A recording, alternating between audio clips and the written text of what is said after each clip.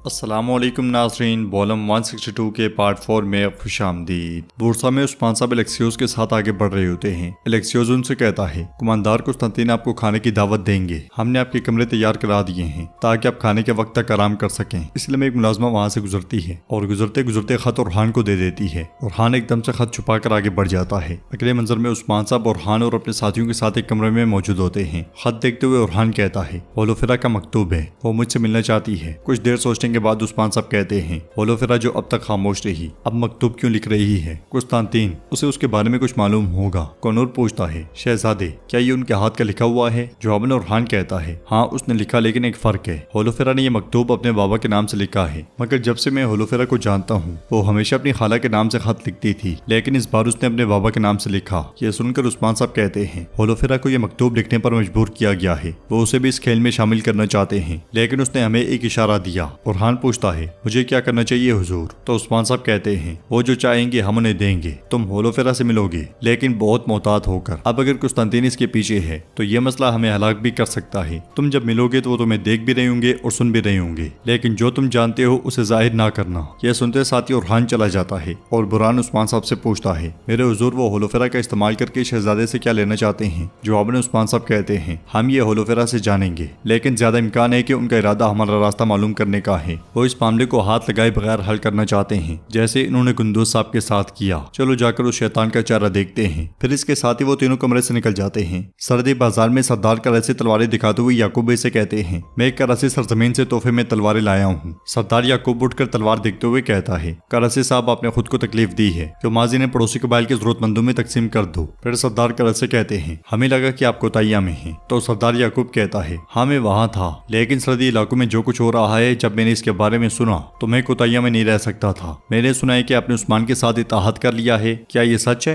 जवाबन सरदार कराची कहते हैं, आपने जो सुना वो सच है। सरदार याकूब गुस्से से पूछता है, आप ये कैसे कर सकते हैं? तो सरदार कराची कहते हैं, इसमें क्या हर्ज है? अगर मैं गजा में उस्मान साहब का साथ नहीं दूंगा तो किसका दूंगा? जवाबन सरदार याकूब कहता है, हर चीज का अपना वक्त होता है कराची साहब। उसका बुरसा और अजनी का मुहासरा महज एक ख्याली तस्वर है। उस्मान के अज़ाइम पूरी उम्मत पर आफत लाएंगे, क्या आप ये नहीं देख पा रहे? इस पर सरदार कराची कहते हैं, अगर आप कुछ जानते हैं तो हमें बताएं याकूब भी। तो सरदार याकूब कहता है, उस्मान अब बुरसा और अजनी की तैयारियों में लगा हुआ है। कल क्या होगा? कुस्तुनतुनिया। हो सकता है कि पोप अपने सिपाहियों को भेजे। उस्मान की एक खता से पूरी उम्मत फना हो जाएगी। कराची साहब अभी भी मौका है, पीछे हट जाएं। उस्मान का साथ देना बंद कर दें। वो जब तनहा होगा तो वो भी पीछे हट जाएगा। सरदार कराची पूछते हैं, ये कैसे मुमकिन है याकूब भी? हम उन लुमड़ियों के दरमियान में उस्मान साहब को अकेला कैसे छोड़ दें? जवाबन सरदार याकूब कहता है, उस्मान के साथ मरने का कोई फायदा नहीं कराची साहब। सारी उम्मत के हलाक होने से बेहतर है कि अकेला उस्मान हलाक हो जाए। फिर इसके साथ ही सरदार याकूब के इशारे पर क्योमाद सोने से बड़ा संदूक सामने लाता है। सरदार याकूब उस पर हाथ मारते हुए कहता है, और गनीमत की फिक्र ना करो, बहुत मिलेगा। वो सोना जिसका गजा में उस्मान ने तुमसे वादा किया था, मैं तुम्हें उससे दुगना दूंगा।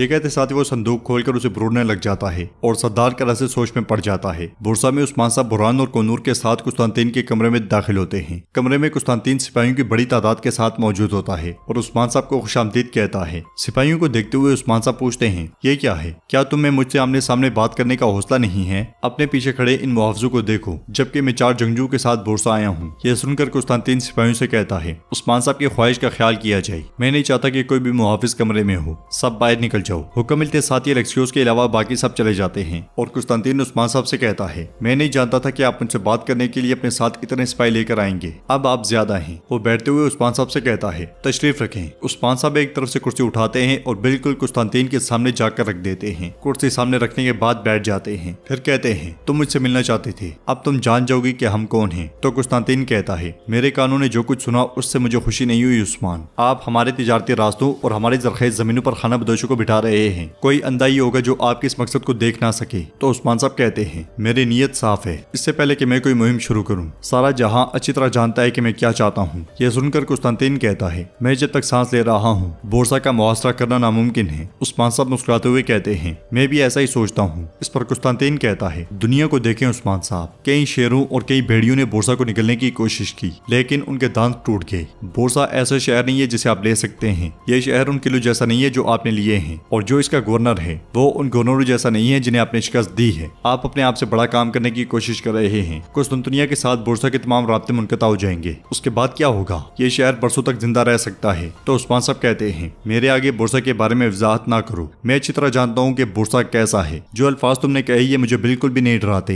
इसके बरक्स इससे मेरी ख्वाहिश और भी बढ़ जाती है। यही वजह है कि मैं ये शहर चाहता हूँ। जवाबन कुस्तांतीन कहता है, ऐसा कभी नहीं होगा उस्मान साहब मजीद कहते हैं, या तो आसानी से या जोरे बाजू से बुरसा जल्द या बदेर मुसलमानों का घर बनेगा। ये कहते साथ ही उस्मान साहब मेज पर हाथ दे मारते हैं। तो कुस्तांतीन कहता है, आपकी उम्र इसके लिए काफी नहीं होगी उस्मान साहब। तो उस्मान साहब कहते हैं, ये सिर्फ अल्लाह ही जानता है, लेकिन मैं इस बात को यकीनी बनाने की हर मुमकिन कोशिश करूंगा कि तुम्हारी उम्र ज्यादा ना हो। अब बताओ तुम मुझसे क्या बात करना चाहते हो। उधर हम देखते हैं कि हुलफेरा खुद को तैयार कर रही होती है, इसलिए में उरहान वहां दाखिल होता है और हुलफेरा को देखते हुए मुहतात अंदाज में आगे बढ़ता है। आंद्रा भी छुपकर ये सारा मंजर देख और सुन रही होती है। उरहान हुलफेरा से पूछता है, तुमने मुझे बुलाया? तो हुलफेरा कहती है, जी हाँ, और तुम ऐसे आए हो जैसे तुम्हें हमेशा से इस दिन का इंतजार था। यह सुनकर उरहान पूछता है, क्या तुम ठीक हो? तुमने मुझे क्यों बुलाया? तो हुलफेरा उसके करीब होते हुए कहती है, तुम एल्चम के होते हुए भी तशरीफ लाई, तुम खुद को रोक नहीं पाई। जवाबन उरहान कहता है, तुम ठीक कहती हो, मुझे नहीं आना चाहिए था। ये कहते साथ ही उरहान जाने लगता है तो हुलफेरा उसे रोकते हुए कहती है, जरूर जाओ, जैसा कि तुम हर बार करते हो, जाओ। ये कहते साथ वो कमरे में मौजूद चीजें फेंकने लग जाती है। उरहान उसके पास आकर उसे पकड़ते हुए पूछता है, तुम ठीक हो? हाँ, क्या कुछ हुआ है, बताओ। तो हुलफेरा कहती है, तुम अब भी मुझसे प्यार करते हो। यह सुनकर उरहान कहता है, हुलफेरा ऐसा मत कहो, मोहब्बत की इस राख को मत भड़काओ। हुलफेरा पूछती है, राख? क्या इस मोहब्बत की आतिश बुझ चुकी है? इस पर उरहान कहता है, जो कुछ हुआ उसके बाद अब ये क्यों कर रही हो? हाँ। हुलफेरा पूछती है, क्या तुम मुझे भूल सकते हो? क्या ये थी तुम्हारी मोहब्बत? यह कहते साथ ही उसकी आंखों से आंसू बहना शुरू हो जाते हैं। उरहान भी गमगीन होते हुए कहता है, हुलफेरा मैंने ये निकाह अपने खानदान और अपने कबीले की खातिर कबूल किया था और तुम ये जानती हो। जवाबन हुलफेरा कहती है, हाँ मैं जानती हूँ, तुमने अपने खानदान का इंतखाब किया उरहान, तुमने मुझे अकेला छोड़ दिया, लेकिन तुमने सिर्फ मुझे धोखा नहीं दिया, तुमने खुद को भी धोखा दिया। तुमने अपना इश्क छोड़ दिया और एल्चम से शादी कर ली। उरहान कहता है, मेरे पास और कोई चारा नहीं था, लेकिन तुम्हारे पास एक और रास्ता था हुलफेरा। तुमने क्या किया? तुमने छोड़ने का इंतखाब किया। अब क्या बदला है? तो हुलफेरा कहती है, मैं जब से आई हूँ तब से तकलीफ में हूँ। मुझे समझ आ गई है कि चाहे कुछ भी हो, मेरी तुमसे मोहब्बत कभी खत्म नहीं होगी। हम जबकि एक दूसरे से मोहब्बत करते हैं तो तुम हमें धोखा कैसे दे सकते हो? उधर कुस्तांतीन उस्मान साहब से कहता है, मैं आपको आपके वजूद को बरकरार रखने का एक मौका दूंगा, दूसरी सूरत में आप और आपके लोग मर जाएंगे। उस्मान साहब कहते हैं, बोलो। तो कुस्तांतीन कहता है, आप बंद करदा तमाम रास्ते खोल देंगे, हम आपको तिजारत में हिस्सेदार बनाएंगे। कुस्तांतनिया से बोरसा तक तमाम सामान और रास्ते हमारी हाकिमियत में होंगे। बोरसा के अलावा पूरे मशरिक की तिजारत आपकी है। जवाबन उस्मान साहब कहते हैं, मैं पैसे की खातिर जिहाद नहीं करता। क्या तुम्हें ये बात किसी ने नहीं बताई? इस पर कुस्तांतीन कहता है, आप जंग नहीं चाहते बल्कि ताकत चाहते हैं, तो मैं आपको वही दे रहा हूँ। इस बात को यकीनी बनाएं कि आप सही इंतखाब करें। तमाम हसरात कुछ ले जाएंगे, आप उन्हें कुचल कर आगे बढ़ेंगे, यहाँ तक कि कुस्तांतनिया में भी आपका नाम तुर्कों के हामी के तौर पर लिया जाएगा। आप इस सब की हिफाजत इस तरह नहीं कर सकते उस्मान साहब। यह सुनकर उस्मान साहब कहते हैं, मैं अपनी सल्तनत की हिफाजत के लिए कोई रास्ता तलाश नहीं कर रहा। मेरा रास्ता साफ, जिहाद का वो रास्ता जिस पर चलने का मेरे रब ने मुझे हुक्म दिया है। तो कुस्तांतीन कहता है, यह रास्ता आपका अंजाम हो सकता है उस्मान साहब। मैंने सोचा कि हम मुआहिदा कर सकते हैं। यह सुनकर उस्मान साहब कहते हैं, असल में एक तरीका है, मैं बाज़ंतीन से तमाम ताल्लुकात मुनक़ता कर दूंगा। तुम्हारी तिजारत कमजोर हो जाएगी और एक मुद्दत के बाद खत्म हो जाएगी। अगर तुम मुझसे लड़ना नहीं चाहते तो हर साल 5 लाख सोने के सिक्के लाकर मेरे खेमे में रखोगे। ये कहते साथ ही उस्मान साहब मेज पर हाथ दे मारते हैं और एपिसोड भी इख्तिताम पजीर होती है। अगर आपको ये वीडियो पसंद आए तो वीडियो को लाइक करें, चैनल को सब्सक्राइब करें और बेल आइकन पर लाजमी से क्लिक कर दें। इंशाल्लाह मिलते हैं नेक्स्ट वीडियो में। तब तक के लिए रखें अपना और अपनों का बहुत ज्यादा ख्याल। अल्लाह निगहबान।